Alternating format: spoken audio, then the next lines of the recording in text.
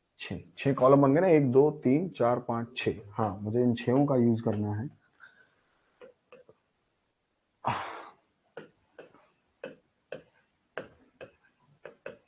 जो फाइनल निचोड़ है, पहला, नो लोड पे अगर मैं बात करूं, यहां मैं सिंक्रोनस जनरेटर की बात करूंगा। अभी बेटा हमने यही किया है, अब हम सिंक्रोनस मोटर करेंगे। ठीक है, जब मैं बात सिंक्रोनस, मैं पावर फैक्टर की बात करूं नो लोड कंडीशन की, तो नो लोड पर बेटा सिंक्रोनस जनरेटर मेरा क्या देता था, नो आर्मेचर रिएक्शन। किसी को कोई प्रॉब्लम? ठीक है, no armature reaction, no armature reaction. ठीक है, अब आप मुझे बताइए, मैं यहां पर ZPF लोड कर दूं, वो सॉरी यूनिटी पावर फैक्टर कर दूं, मैं यहां पे यूनिटी पावर फैक्टर लोड कर दूं, यूपीएफ लोड कर दूं, फिर मैं यहां पर आपका कर दूंगा ZPF लैगिंग। ठीक है, फिर ZPF लीडिंग, और फिर मैं बेटा कर दूंगा,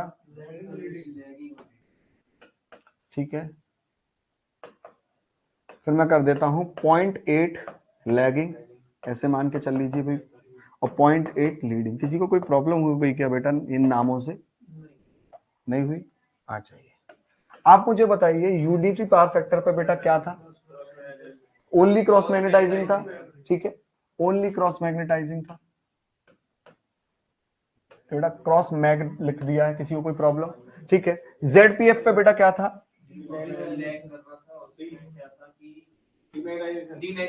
डीमैग्नेटाइजेशन बेटा, ओनली डीमैग्नेटाइजेशन। ठीक है, ओनली, या प्योरली भी बेटा बोल सकते हो ना आप, प्योरली, प्योरली डीमैग्नेटाइजेशन। यहां पे प्योरली मैग्नेटाइजेशन, पार्शियली क्रॉस और पार्शियली डीमैग्नेटाइजेशन, और पार्शियली क्रॉस मैग्नेटाइजेशन, पार्शियली, यही था। अब आप यहां पर एक चीज सुनिएगा, बड़ी इंपॉर्टेंट बात यहां पे मैं बताने वाला हूं मोटर के लिए। जैसे हमने सिंक्रोनस मोटर जनरेटर के डायग्राम बनाए, फेजर बनाया, एक एक चीज देखी, मत बनाइए सिंक्रोनस मोटर के, कुछ मत बनाइए, ज्यादा फेजरबाजी में फंसोगे बेटा। जितना सिखा रहा हूं उतना सीख लो। कुछ बुद्धिजीवी ये कहेंगे कि नहीं सर मुझे सिंक्रोनस मोटर का भी बनाना है, बनाते रहना बेटा, नहीं तो ज्यादा कंफ्यूजन हो जाएगी, ज्यादा रहेगा।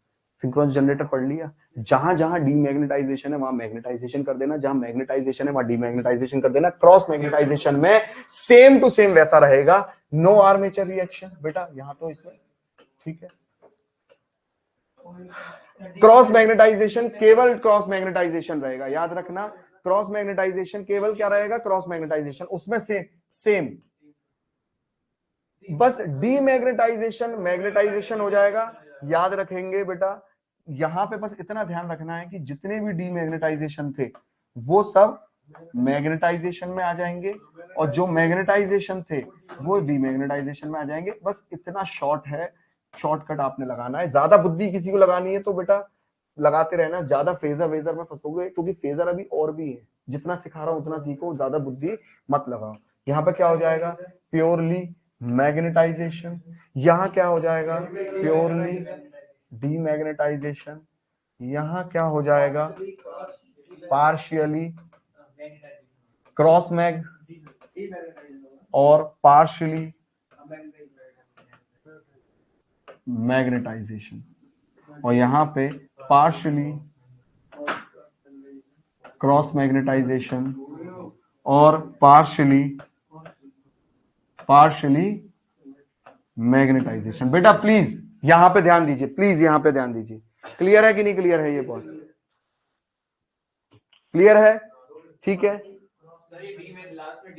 हाँ लास्ट में क्लियर है यहाँ पे पॉइंट? बताइए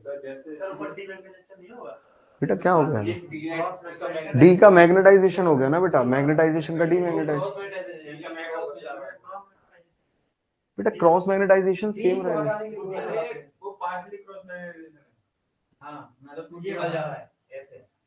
ये पार्शियली क्रॉस मैग्नेटाइजेशन है। मैं बार बार एक चीज बोल रहा हूँ, क्रॉस मैग्नेटाइजेशन सेम रहेगा। क्या करते हो यार, बिल्कुल। चलो ठीक है, क्लियर है इतना पॉइंट? बस बेटा हो गया ना सिंक्रोनस मोटर की बात। किसी को चतुर बनना है क्या ओवर कि सिंक्रोनस मोटर ये वो फलान ढिमकान?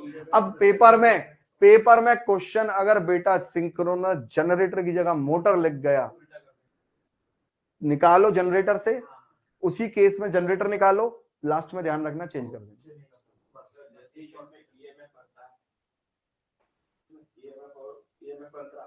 तो वो इसमें अलग आ जाएगा। हाँ?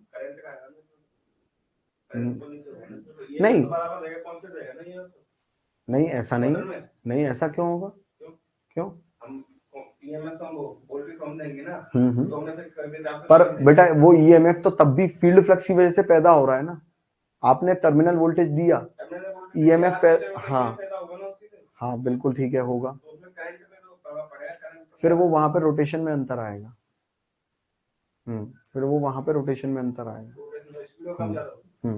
पर एक चीज दिमाग में डालना, अभी हम उसकी बात नहीं कर रहे क्योंकि अब एक साथ सारी बातें कर लेंगे तो सब फंस जाएंगे। इतना क्लियर है कि नहीं क्लियर है? समझ में आया? किसी को कोई प्रॉब्लम यहां से लेके?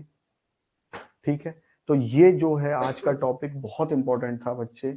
ये उम्मीद करता हूँ क्लियर होगा पूरा फुल तरीके से।